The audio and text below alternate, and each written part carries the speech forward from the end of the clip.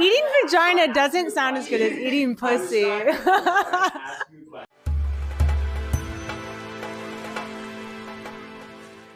My experience is eating pussy. All right. Can you hand me my rosé in a can? My rosé in a can. Get me. There's one right there. The way you approach this, like using those words, I feel like it's kind of unique in this space a little bit. Yeah. And I do feel like that could be very masculine. I'm very masculine in a good way. This is just me communicating naturally. And I do think that I am here to normalize the usage and the expression of the word pussy and of the word cock, you know, like words that describe the female anatomy that are also cloaked and coded in, again, like shame, like, you know, the words connected with cock and dick and penis are like powerful and like mighty, like, yes, I have a cock.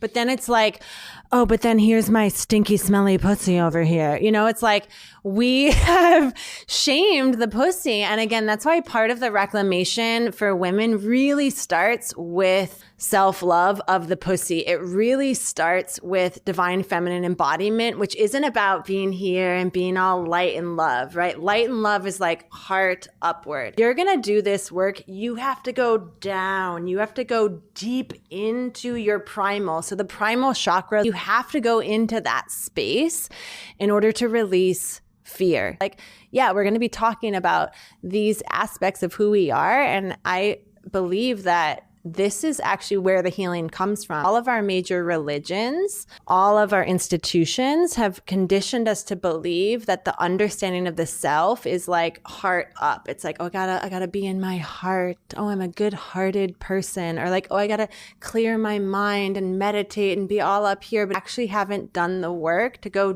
deep into your subconscious. These are known as the primal chakras. Carl Jung referred to them as the subconscious. It's not dark down there, like bad, wrong, ugly, nasty. It's dark down there because it's primal, it's savage, and it's feminine. So the root chakra, the sacral chakra, and the solar plexus are part of your feminine frequency. You're going into divine feminine consciousness. You sometimes go really dark and deep into the body, right? It's intense.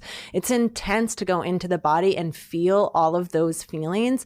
This is what women go through every month, right? When we are on our bleed, we're going inward and we feel this feeling of like, it feels like death. Men, if you want to know what a female orgasm feels like, do some mushrooms. You literally feel like your whole self is dissolving. That's how I feel when a really good orgasm. Really connected to my senses.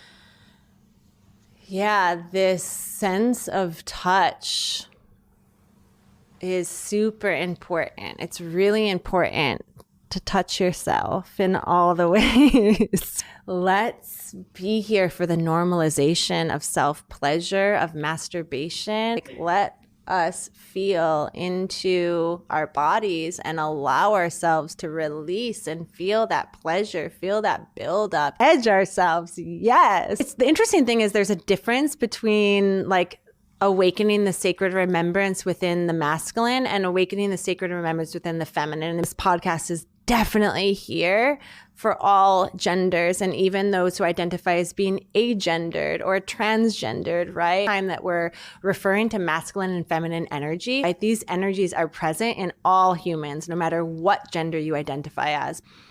I identify as queer, right? Like actually like sucking on titties is one of my favorite things. Feel into that beautiful matriarchal energy of the feminine. All right. So I was talking about, again, for men, society has told you guys that like masturbation or watching too much porn, all these things are like bad, right? And women were on the opposite end of the spectrum where I know many women who have never touched themselves down there. Like so many women I know, and I get so many immersive group containers and in these big online containers with women. And so many women do not touch their own bodies, and so beautiful, whatever you know, the barrier is. Again, it could be some unprocessed trauma, but maybe it's just your personal preference to be like up here in your head or your heart and not connected to yourself down there, and that's okay. But very first step to just touch yourself. Like while you're showering, can you just like slow that down and turn your shower into this beautiful ritual, this beautiful embodied experience? Touch your own body as you're spreading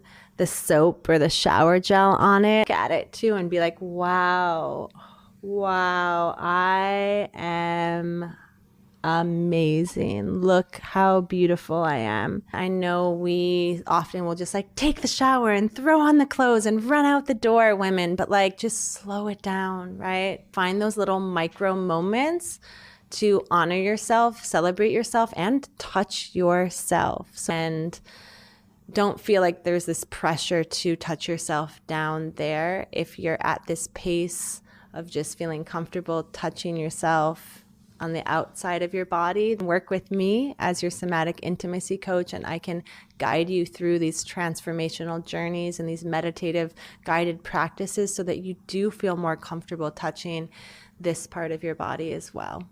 Your pussy is powerful. It's sacred. So much pressure on these other parts of the body that like, oh my God, I have to feel some type of way, or I have to use this part of my body to please my male partner. And are coated with so much pressure of like, I have to use my cock to give her multiple orgasms. And truth is, men, like, the women need to own their orgasm. If they're not having multiple orgasms, that is not on you, men. That is her responsibility to connect with her body and learn what gives her pleasure so that then she can guide you and she can tell you, no, try this, lick here, touch here, right? Like, you shouldn't have to figure it out. You shouldn't have to read your mind. But like read Cosmopolitan magazine or something. I'm never going to be on here trying to share like tips and tricks. I feel like tips and tricks.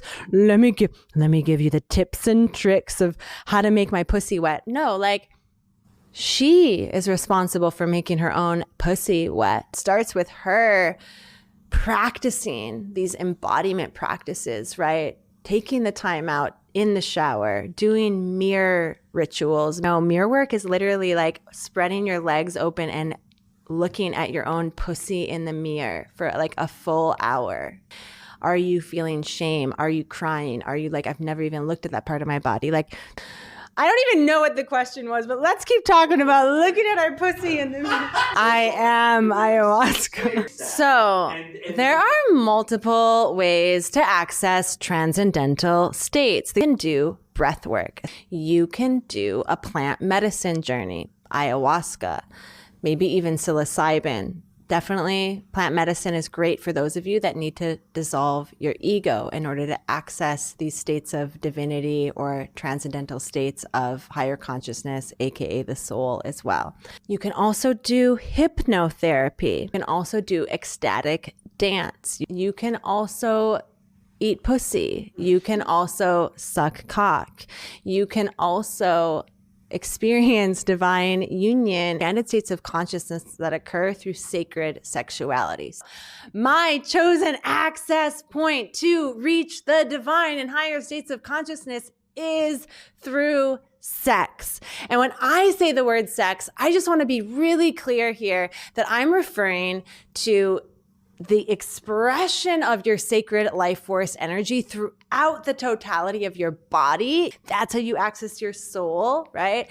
You access it through sex with yourself or with a partner. You can actually access the divine akin to being on ayahuasca from masturbating.